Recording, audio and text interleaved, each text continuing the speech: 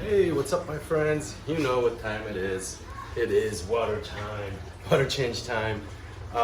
Real quick, you've seen this process many times, so I'm not gonna drag you through it. However, I did want to talk about a few things that have come across, well, more or less through the comments section and so forth. So I'm just gonna dive right into it. Number one thing was the water parameters. Everyone's really concerned about the water parameters being pristine and all. Well, honestly, I have never checked water parameters on any of my tanks. Any of the Piranha tanks or any tanks that I've ever had.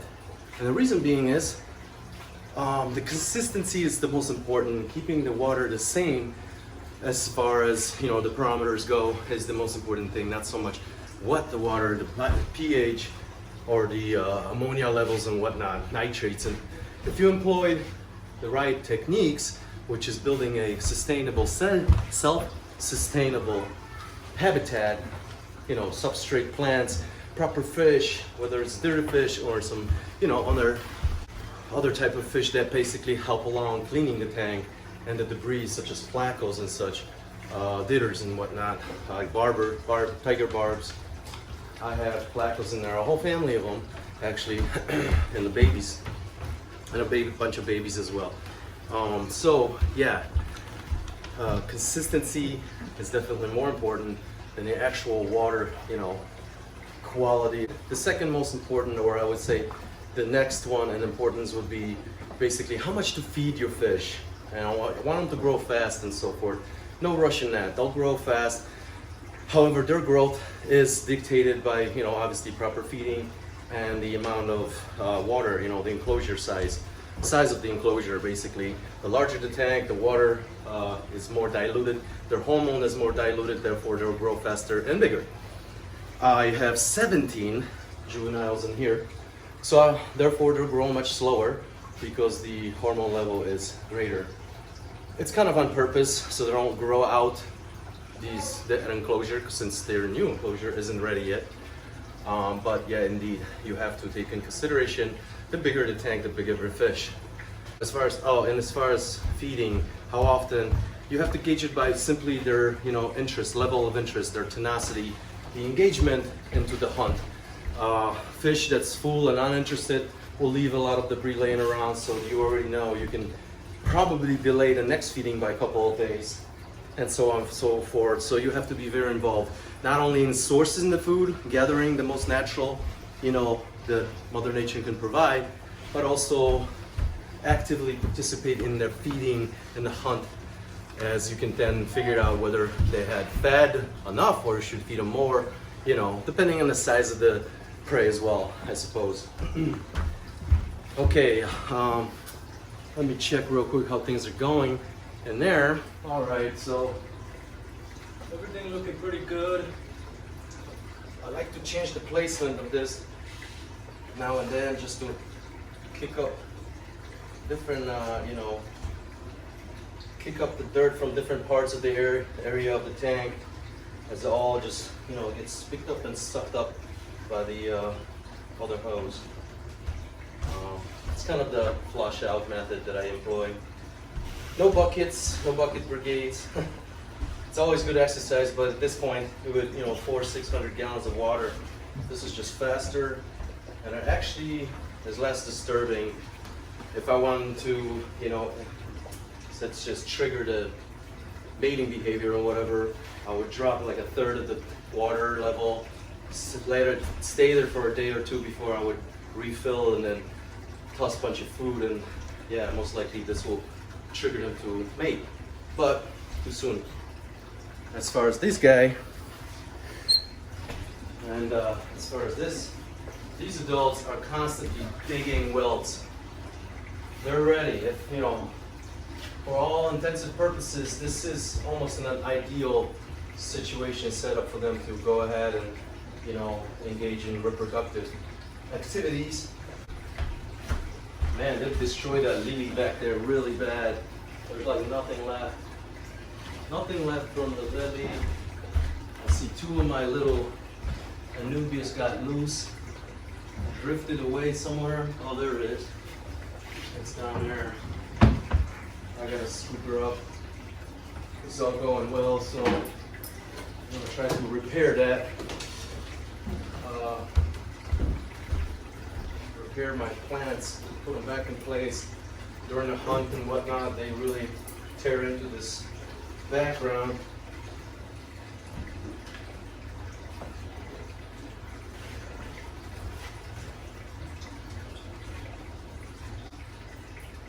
So, fun times, you know. All of this, as I call it, commotion, will later be met with a reward in the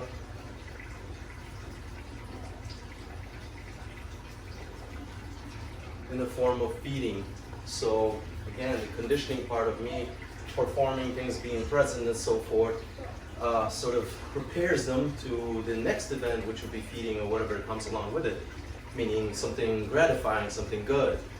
Otherwise you have shy, skittish fish that I don't know what you're gonna feed them and how, but I can't imagine them being, you know, an interesting fish species to keep unless you do what I'm doing.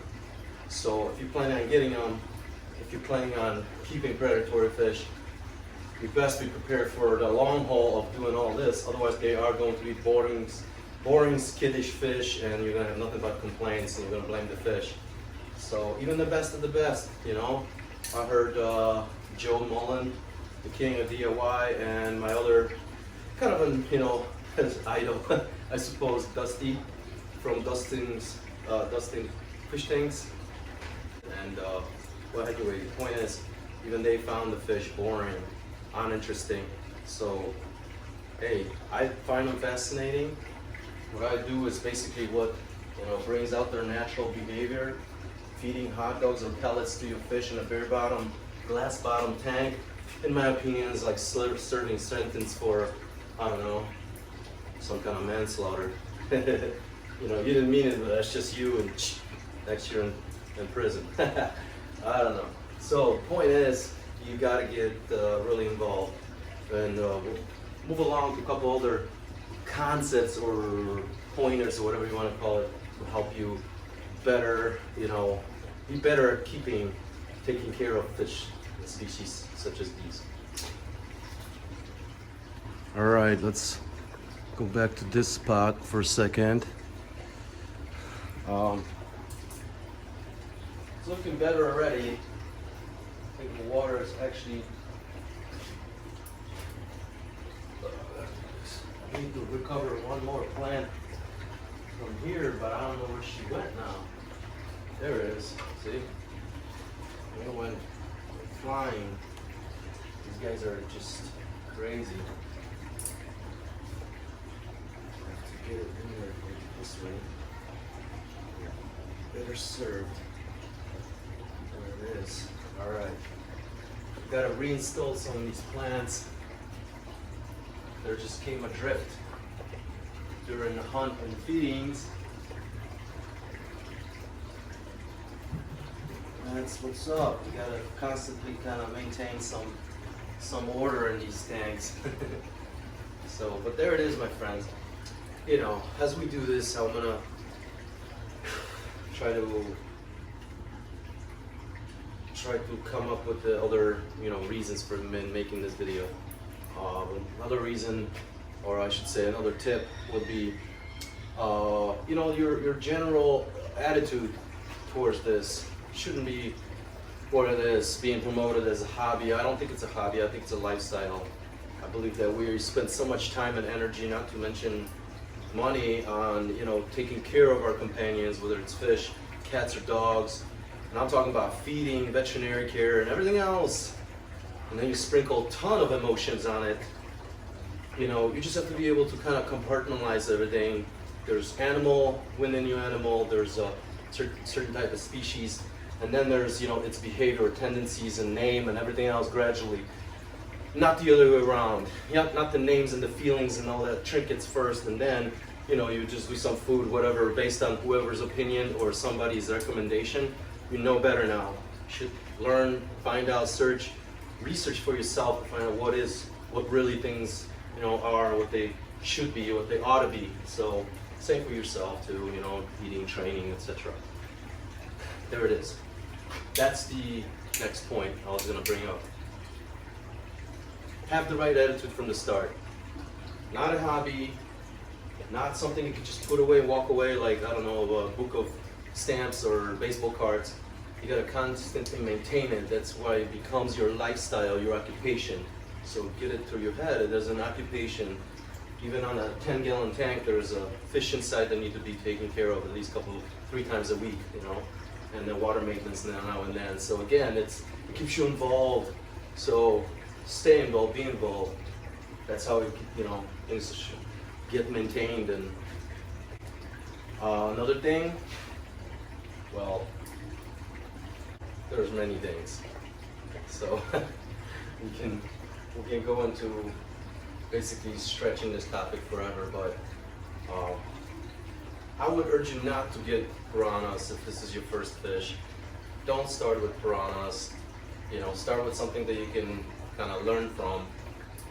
Cichlids are good fish. They're hardy. You know, they're kind of omnivoristics. They'll eat anything that drops in the tank as long as they can fit in their mouth. And on the other hand, it's a good way to kind of get you going, get you started to learn the discipline of taking care of the fish tank, the fish, trials of, you know, errors and that you're gonna make, or whatever, you know, accidents. You don't want to find out that your pack of piranhas, you know, I don't know, not doing well. Let's just put it that way, not doing well for whatever reasons. You're now done with them or something, and you're gonna dump them, discard them, whatnot. I mean, that's just what I'm saying. Start with something easy and see if this is your thing, and then move up to something more difficult, more challenging as you gain the skill and the discipline to take care of them. So, yeah, well, like I was saying, many levels of engagement. You can be super involved, having 10 tanks or many gallons, many fish to take care of, and yeah, this is gonna be more or less part of your life. For others, they're just hobbyists, sort of, you know, there isn't gonna be much to write home about. Just prepare for that. You're gonna have a, you know, small tank with a few guppies and a SpongeBob SquarePants decor. I'm sorry, but that's just, you know, that's the product of industrial pet care I am not interested in, nor will I promote. That's why I don't use the, you know, term hobby, and I encourage you not to treat it like it. So, anywho, even the champs or the top guys, they seem to, you know, miss the point. I mean, I don't want to talk shit about anyone and their channel and whatnot, because they're way more popular than I am, or I well would be, or whatnot, but never say never. Then the point is, I'm not going to change my mind just because it's something's popular. We've already learned that popular doesn't mean right. Anyway, on that note, thank you for stopping by, my friends. My name is Marek, and this is my channel. Everybody seems to call me Bear or Bearski. I have no idea why. But again, thank you for joining us, and if you would like to see more, subscribe, leave a like, dislike, whatever, it's all good. I appreciate all of your interaction, and I'll see you in the next one.